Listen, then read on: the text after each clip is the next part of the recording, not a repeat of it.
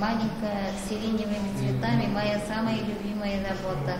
Рушения Агаязова из Лениногорска с самого детства мечтала создавать шамаили. Тексты, написанные арабской графикой, очень напоминали ей вышивку, работе с которой научила бабушка. В прошлом году на помощь пришла ее бывшая школьная учительница. Помогает жить мне это искусство. Давнишняя мечта у меня была. Я думала, это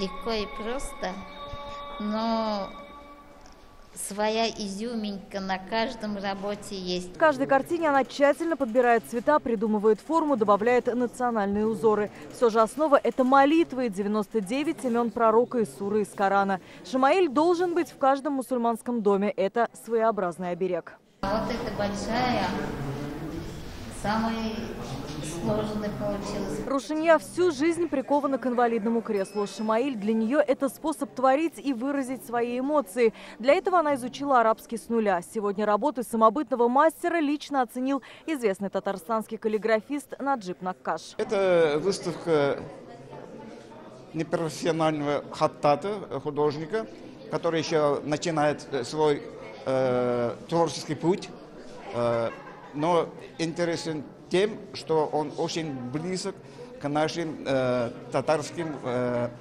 таким простым народным произведениям. Традиции татарского народа через свои работы Рушения хочет донести до каждого. Выставка в Кул-Шарифе работает до 10 декабря. Алия Хайрудинова, Алина Сысоева, Ильшат Мухаметов, ТНВ, Казань. Закажи рекламу на ТНВ. Телефон в Казани 5 705 100.